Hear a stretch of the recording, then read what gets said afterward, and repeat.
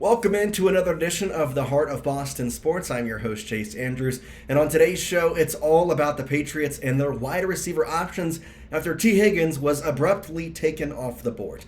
And that's where we start off today's show as we go to a report from James Rampion saying the Bengals plan to use their franchise tag on Tee Higgins. Now, this report, I'm not going to say comes as a surprise because this is what they did last year with Tee Higgins, and as much as I wanted him last year, I think I wanted him even more this year. And overall, I just look at this and think a couple of things.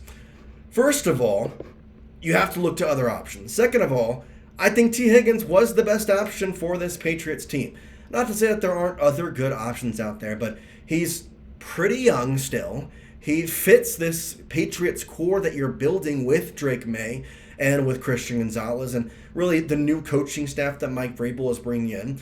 I think that Tee Higgins would be a perfect addition getting back here with Drake May and the way he is able to go downfield. We saw a couple of plays last year when Jamar Chase went down of how good Tee Higgins can be. I think back to the Steelers game in which he had over 100 yards receiving when Jamar Chase was there.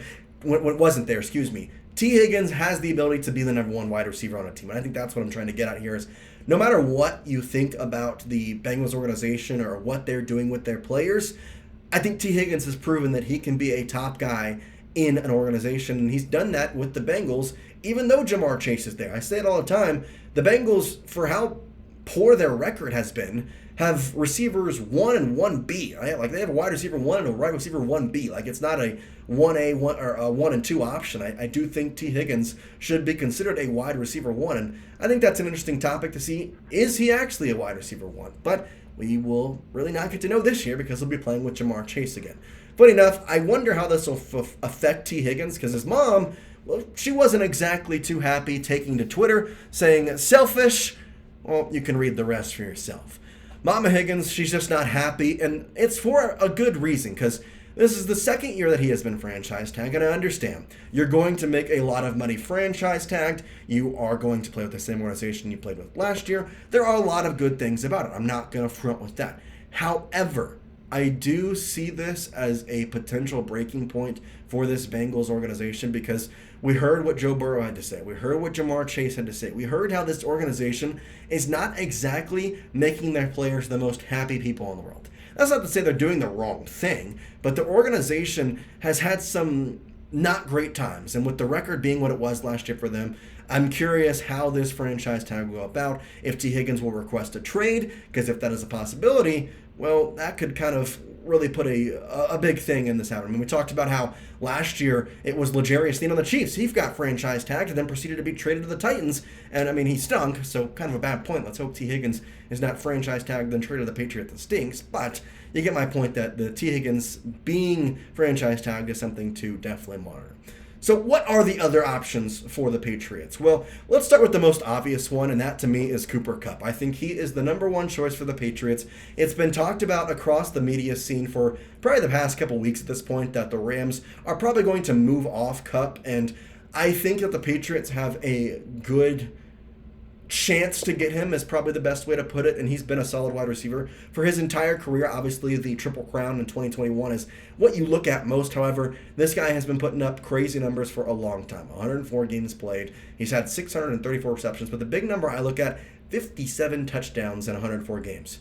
You're averaging about a half a touchdown a game. This guy is actually over half a touchdown. He's going to be a solid guy. And I describe him as the perfect Patriots wide receiver because he can go long, and that's the new Patriots with Drake May. But he also can be this under route guy, that kind of Wes Welker resemblance, maybe a little bit of Julian Edelman in him where he gets that little dunk route. He can make some acrobatic catches like the one we saw in the Falcons against Super Bowl where Julian Edelman caught off the foot. Kind of similar. I think that Cooper Kupp can do the exact same thing. Now, are the Patriots actually going to try and trade for him is the real question, because I've seen a bunch of people speculate. I think it would take about a third-round pick to get him for the Rams, and obviously your picks this year, you're doing pretty solid. You got the number 4 overall pick, so trading a third-rounder for Kupp would really not be that big a deal, especially since your third-round pick just becomes Cooper Kupp. I am curious to see if the Patriots are going to be aggressive in the free agent market / trading market. Knowing they have a number 4 pick, will they wait until after the draft?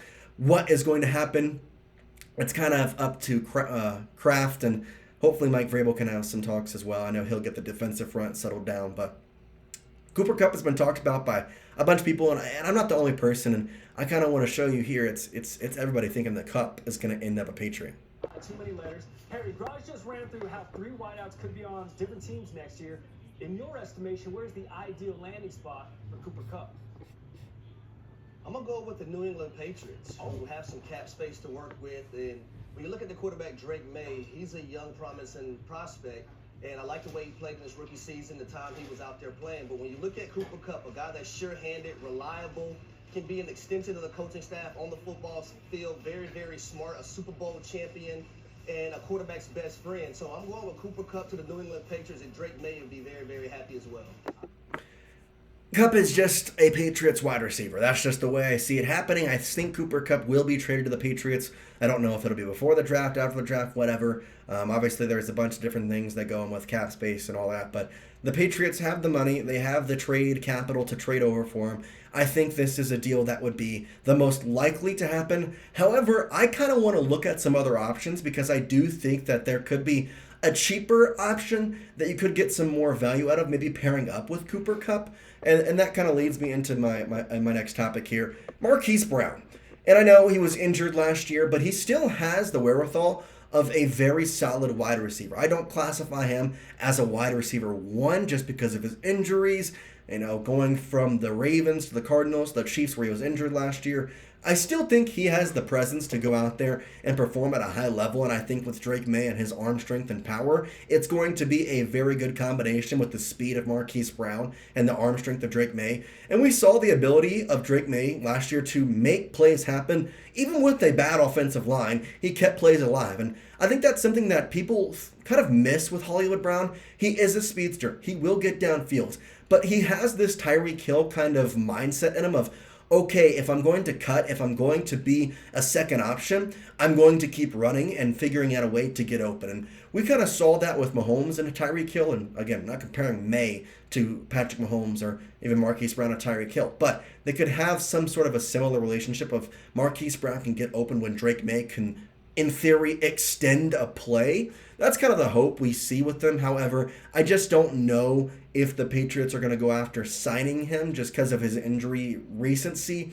And, of course, you have the draft picks to go out and draft a wide receiver, and that's where it's kind of questionable of what exactly will the Patriots do. But that's a very good, cheap option. You can get a year deal with him done for relatively cheap money, and it's honestly up to Hollywood Brown whether he wants to stay with the Chiefs for probably not as much money or come to the Patriots for a lot more money, but, kind of have to see what happens with that. I do think his stats are something to look at because if you go back to 2021 and his last year with Baltimore, he was a bona fide stud as a wide receiver. Over 1,000 yards, had 91 receptions, and he had 6 touchdowns in his third year, 8 touchdowns in his second year, and 7 touchdowns in his first year. I mean, this kid was putting up numbers in his first 3 years, then I'm not going to say it's fallen off because he's still a very talented wide receiver, but it's definitely gone downhill since that 2021 year. And injuries have crept in. There's been a bunch of different things that have really just taken him out of what is his full ability. However, I do think he is someone that the Patriots need to look for because, again, if you look at the 17-game average down there at the bottom of your screen, he has the ability to be a wide receiver 1. However, I think right now he is a wide receiver 2 at best, and that's honestly what the Patriots are wanting in my mind if they can get Cooper Kupp with them. Because if you think about it this way, you're trying to fill out this entire wide receiver staff. And I know there's people who wants to say a couple of different things. I know that overall you could think and say that, well, Jalen Polk, maybe he's going to come back and he will be somebody who can really just figure it out and try and get this to a good place. But I am more in the mindset of trying to get everything to a better place all around, and that would include signing another wide receiver. There's also the third option that you could do, which is just getting a player in the NFL draft. And while I think this is also a pretty good option for the Patriots, I'm curious to see if they would spend that number 4 pick on a wide receiver, because I know the offensive line draft here this year is not the greatest, but in some ways that tends to make me want a lineman earlier. I'm trying to figure out a way to put that, but the linemen are few and far between this year is what I'm trying to say. And so if you can go out there and get one in the early parts of the draft, I think that's going to be a very positive thing. Now, there is something to talk about, that this wide receiver draft class is pumped, and you can get a lot of good players. And in fact, you could trade back from pick number 4 and still get a bunch of really, really good players. And that's what we have to look at here, as if we go to this. Here's the 4 wide receivers I could see the Patriots drafting this year in that number 4 slot. Now, these are the top 10 wide receivers in terms of what we could see for the Patriots and in the draft, obviously having the number 4 pick. No one screams wide receiver 1 to me. I like Emeka Egbuka. I think he could be a very good addition. However, I think you could get him in the 2nd round. Isaiah Bond, I think, is a late 1st, early 2nd guy. Now, McMillan and Burden Jr., Luther Burden, I think are both going to be 1st-round picks. And I find it funny because everybody talks about McMillan and his, great season last year and how he is probably the wide receiver 1 in this draft, which I'm not going to say I disagree with, but it's just funny because this is a very level wide receiver draft in my mind. I think overall it's not one guy separating himself from the bunch. I think it's a bunch of really solid guys. And the hope is that the Patriots could maybe pick up one of them too. I know I'm kind of throwing out a bunch of scenarios here, but in my mind you need 2 of the options I just gave you to make this a full and good wide receiver core for the Patriots.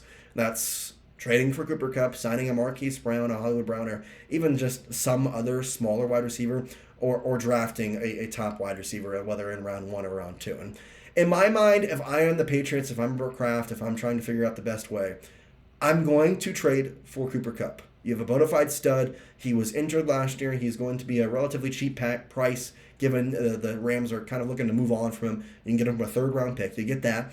And then as much as I like Hollywood Brown, I'm thinking you draft Will Kimball in round 1, and you try and get Emeka Egbuka in round 2. And whether that maybe is trading into round 1 again, trying to get 2 first-round picks, or whatever it might be, I think overall you would have the best option of getting Cooper Kupp and drafting Egbuka, because then your wide receiver core could do a lot of other things. And obviously Keyshawn Butte had a decent year last year. There's a couple of wide receivers that I'm not mentioning that could easily come and show some big growth next year, but I'm trying to plan for this team to grow right away. With Mike Vrabel, with Drake May, with Christian Gonzalez, and everything that's kind of really combusting on the Patriots right now, I think this is a time where you attack. I think this is a time where you spend money, where you try and figure out how to make this team a Super Bowl caliber team again. And I say Super Bowl because that's what we're used to in New England. That's what we're used to in Boston. It's Super Bowls. And while I want us to get back to the playoffs first and foremost, I know what we're all craving is to get back to those Tom Brady days. And I like Drake May. I think he can get us there. And it's time to start investing in your time that you have with this new coaching staff, with Christian Gonzalez, with Drake May. And hopefully these guys are Patriots lifers. However, I'm planning for right now and thinking in the future, maybe we don't have them. So in my mind, trade for Cooper Kupp is the first thing and draft a wide receiver. That's my thoughts, but I want you to get in the comments. Let me know what you think in terms of what the Patriots should do with their draft pick. Should they draft a lineman? Should they draft a wide receiver? And on top of which, should they trade for Cooper Kupp? Is that something that you'd be willing to, go and give a 3rd-round pick for us? Is he a guy that you would love to see in New England? I'm curious to see your thoughts. But for now, I appreciate all of you watching, and peace out.